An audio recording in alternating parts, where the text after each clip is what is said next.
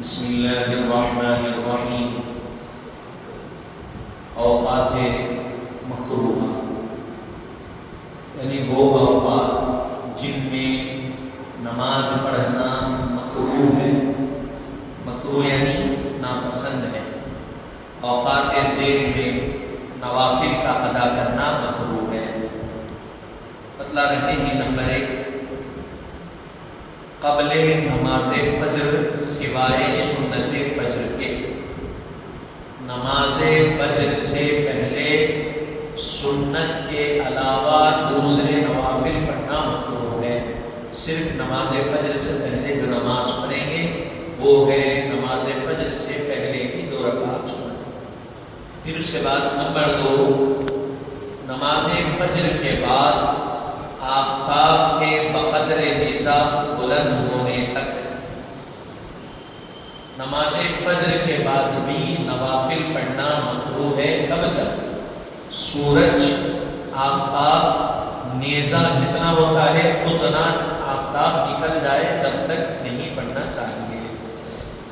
تیسری بات بتا رہے ہیں، بعد نماز عصر غروب آفتاب تک، نماز عصر پڑھ لیے تو نماز عصر کے پڑھنے کے بعد فرض نماز پڑھ لی عصر کی 4 رکعت، اس کے بعد سے سورج کے ڈوبنے تک دوسری نمازیں پڑھنا، نوافل پڑھنا کہے مکروہ ہے۔ نمبر 4، قبل نماز مغرب، نماز مغرب سے پہلے، نماز مغرب سے پہلے بھی نوافل پڑھنا کیا ہے؟ مکروہ ہے۔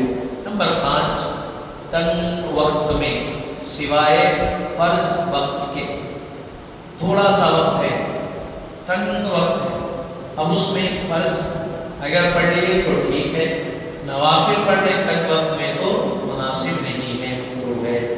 نمبر 6، اقامت فرض کے وقت، لیکن نماز فجر میں اگر جماعت کے فوت ہونے کا خوف نہ ہو تو سنت فجر کا پڑھ لینا مکروہ نہیں۔ اقامت فرض کے وقت یعنی فرض جماعت ٹھہری ہوئی ہے اور آپ نفل پڑھ رہے ہیں یا سنت پڑھ رہے ہیں تو یہ عمل آپ کا کیا ہے؟ وہ نماز آپ کے لیے مکروہ ہے، ناپسند ہے۔ لیکن نماز فجر کی علیحدہ معاملات، یعنی نماز فجر چل رہی ہے فرض نماز، آپ آئے مسجد میں، پہلی رکعت چل رہی، کیونکہ نماز فجر میں 40 سے 50 آیتیں یعنی لمبا تلاوت ہوتی ہے فجر میں، تو فجر کے لیے آپ آئے، نماز فجر کی پہلی رکعت ہے تو پہلی رکعت کے ختم ہونے تک آپ تیزی کے ساتھ 2 رکعت سنت ختم کرتے ہوئے نماز فجر کی دوسری رکعت کی جماعت میں مل سکتے ہیں، تو پہلے سنت پڑھنا نماز میں مل جاتا ہے، تو یہ طریقہ کار۔ تو اقامت فرض، جب فرض جماعت قائم ہو گئی تو اس وقت سنت و نوافل نہیں پڑھنا، کیونکہ نوافل اور سنت سے بڑھ کے کس کا درجہ ہے؟ فرض کا۔ شریعت میں کیا ہے؟ پہلے فرض ہے، پھر واجب ہے، پھر سنت ہے، پھر مستحب ہے، یہ سب چیزیں، تو سب سے پہلا درجہ فرض کا۔ تو فرض کام چل رہا ہے تو آپ سنت نہیں کریں گے، اس کو چھوڑ دیں گے، پہلے فرض ادا کریں گے۔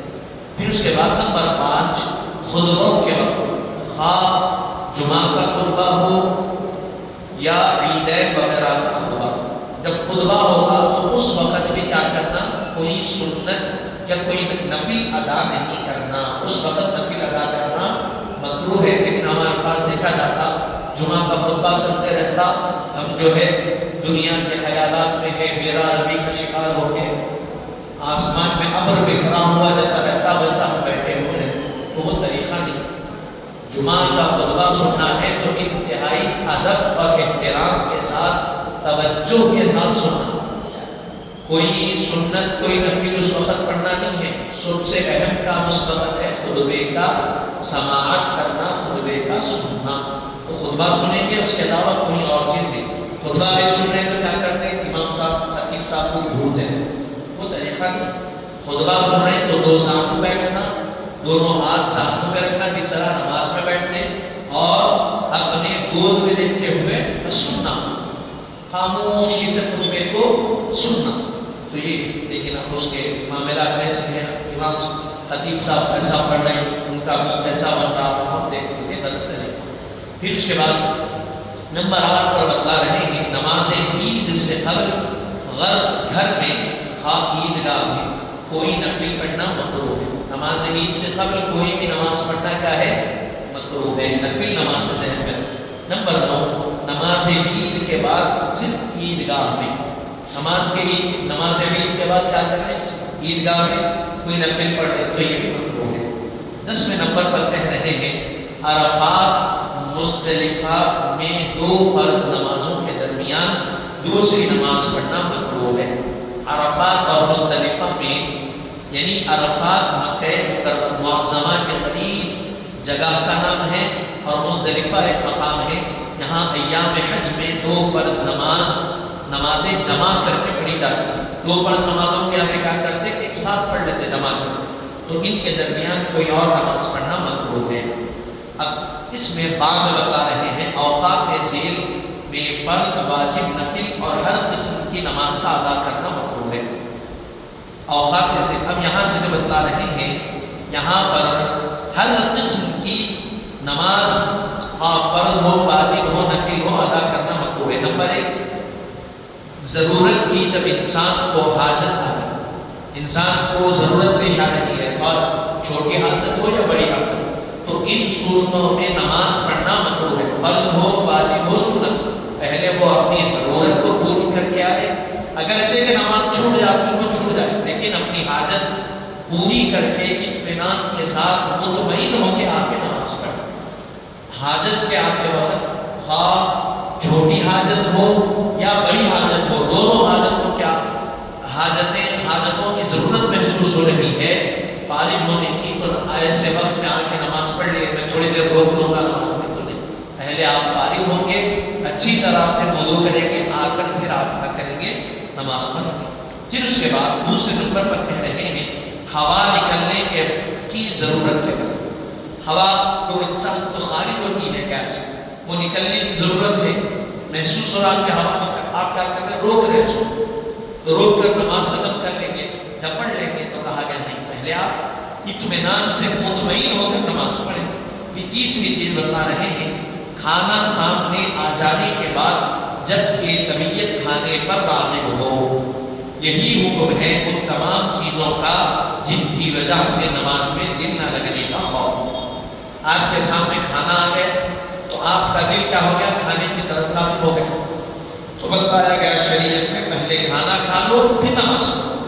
یہ شریعت آپ کو اتنی آسانی آپ کے لیے فراہم کر رہی ہے، اس لیے کہ آپ نماز میں ٹھہرے، آپ کا خیال وہ کھانے کی طرف نہیں ہونا، ارے میں کھانا رکھ کے آ گیا، ٹھنڈا ہو رہا، کیا ہو رہا، کیا نہیں ہو رہا، ادھر خیال نہیں جانا. اسی لیے بتایا گیا پہلے کھانا ہے، آپ کے سامنے آ گیا تو پہلے کھا لو پھر نماز پڑھو.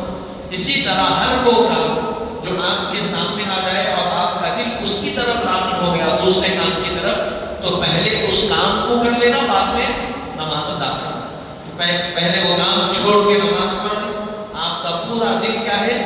ادھر اس کام کی طرف راغب ہے، تو پھر نماز پڑھنا آپ کو فائدہ دینے والی نہیں. نماز آپ کو فائدہ دے رہی، اب ٹھہرے ہوئے ہوئے مسلح پہ ہے لیکن دنیا کی ہر طرف آپ کا ذہن جا رہا، ایسا نہیں ہونا چاہیے. یہ ہو گیا. پھر اس کے بعد اب یہاں سے 2 وقتوں کی نماز کا ایک وقت میں جمع کرنا، 2 نمازوں کا ایک وقت میں جمع، یعنی ظہر اور عصر مثال کے طور پہ 2 الگ الگ وقتوں کی نمازیں ہیں نا، اس کو ایک ساتھ جمع کرنا. یہ کیسا؟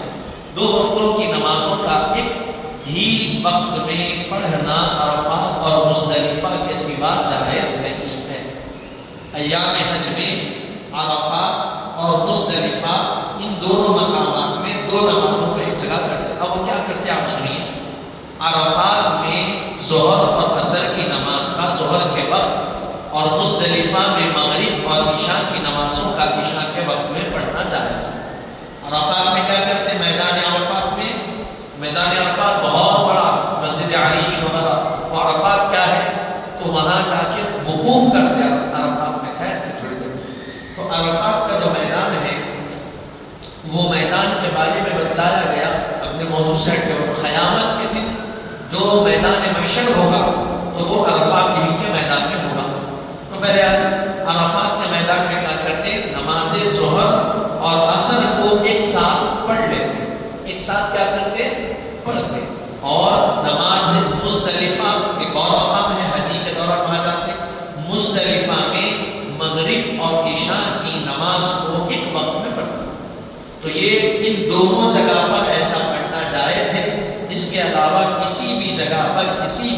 بات پر نماز کو ملا نہیں سکتے، دو وقتوں کی نماز کو ایک وقت پر نہیں کر سکتے۔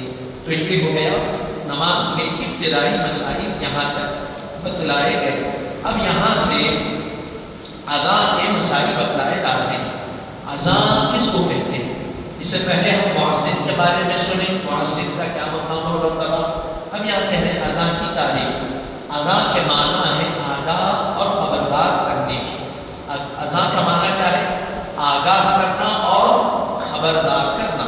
اور اصطلاح شرع میں فرض نمازوں کے لیے مخصوص طریقے اور مقررہ کلمات کے ذریعے لوگوں کو خبردار کرنے کا نام اذان ہے۔ شریعت میں اذان کس کو بولتے ہیں؟ تو بتا رہے ہیں شریعت کی تعریف یہ ہے فرض نمازوں کے لیے جو مخصوص طریقہ اور مقررہ کلمات کے ذریعے سے لوگوں کو خبردار کرنے کا نام اذان ہے۔ اذان کی کلمات 15 ہیں۔ اذان کی کلمات کتنے ہیں؟ کل 15 بتلا رہے ہیں۔ اللہ اکبر اللہ اکبر اللہ اکبر اللہ اکبر۔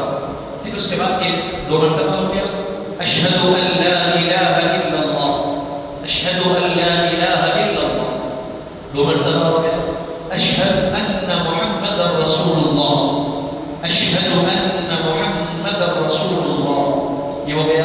پھر اس کے بعد حی علی الصلاۃ، حی علی الصلاۃ، 2 مرتبہ، حی علی الفلاح، حی علی الفلاح، 2 مرتبہ۔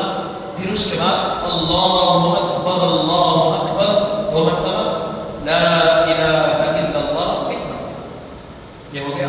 اب اس کی کا ترجمہ بتلا رہے ہیں۔ اللہ اکبر کا ترجمہ کیا ہے؟ اللہ بہت بڑا ہے، یعنی اس کی شان بہت بلند۔ اللہ کیا ہے؟ بہت بڑا ہے اور اس کی شان بہت بلند ہے۔ پھر اس کے بعد اشہد ان لا الہ الا اللہ، میں گواہی دیتا ہوں کہ اللہ کے سوا کوئی معبود نہیں۔ قاعدہ ہے کہ جب تک انسان کو کسی امر کا پورا یقین نہیں ہوتا اس وقت تک اس کی گواہی نہیں دیتا۔ یہاں اس عنوان سے پورے یقین کا اظہار مقصود ہے۔ انسان جب پورا یقین ہونا اس کو اللہ ایک ہے تبھی گواہی دیتا۔ کوئی چیز کا یقین ہونے کے بغیر انسان نہیں بولتا۔ تو یہاں کیا ہے؟ گواہی دینے کہ میں گواہی دیتا ہوں کہ اللہ کیا ہے، میں گواہی دیتا ہوں کہ اللہ کے سوا کوئی معبود نہیں، اللہ کے سوا کوئی عبادت کے لائق نہیں۔ پھر اس کے بعد اشہد ان محمد رسول اللہ، میں گواہی دیتا ہوں کہ محمد صلی اللہ علیہ وسلم خدا کے پیغمبر، میں گواہی دیتا ہوں کہ حضرت محمد صلی اللہ علیہ وسلم خدا کے پیغمبر ہے۔ پھر اس کے بعد کیا کہتے ہیں؟ حی علی الصلاۃ، آؤ نماز کے واسطے، آؤ نماز کے واسطے۔ پھر اس کے بعد کہتے ہیں حی علی الفلاح، آؤ ایک فائدے کے لیے، آؤ ایک فائدے کے لیے۔ پھر اس کے بعد کیا کہتے ہیں؟ حی علی الفلاح کے بعد یعنی نماز کے لیے جو عین فائدہ ہے وہ فائدے کے لیے بلا دیں۔ پھر اس کے بعد اللہ اکبر اللہ کے سوا کوئی عبادت کے لائق نہیں، اللہ کے سوا کوئی عبادت کے لائق نہیں، لا الہ الا اللہ، نماز بہتر ہے سونے سے، لا الہ الا اللہ یعنی اللہ کے سوا کوئی عبادت کے لائق، اللہ اکبر اللہ بڑا ہے، اللہ بڑا ہے، لا الہ الا اللہ، اللہ کے سوا کوئی عبادت کے لائق نہیں۔ لیکن نماز فجر میں حی علی الفلاح کے بعد کیا کہتے ہیں؟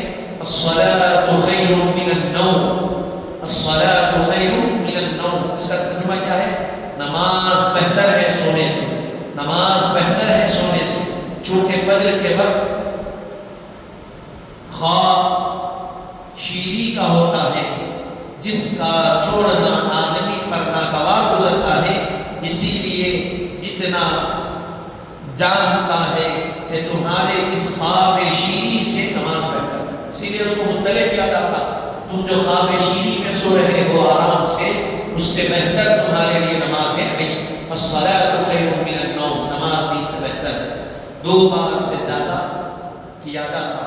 اس الفاظ سے نماز فجر کی ادا میں 17 کلمے ہوتے ہیں۔ عام نمازوں میں 15 کلمے، نماز فجر میں 2 مرتبہ یہ ملا کے کتنے ہو گئے؟ 17 کلمے ہو گئے۔ تو یہ ہو گئے اذان کے مسائل۔ اب یہ اقامت کے اختصاص سے اقامت کی تعریف کر رہے ہیں۔ اقامت کی تعریف کیا ہے؟ حاضرین مسجد کو مقررہ کلمات کے ذریعے سے جماعت کے قائم ہونے کی اطلاع دینے کا نام اقامت ہے، جس کو عام طور پر تکبیر کہتے ہیں۔ اقامت کس کو کہتے ہیں؟ تو جو مسجد کے اندر حاضر ہے ان کو مقررہ کلمات سے اطلاع کرنا، مطلع کرنا کہ جماعت شروع ہونے والی ہے، اس کو بولتے ہیں اقامت اور تکبیرات۔ اقامت کے کلمات کیا ہے؟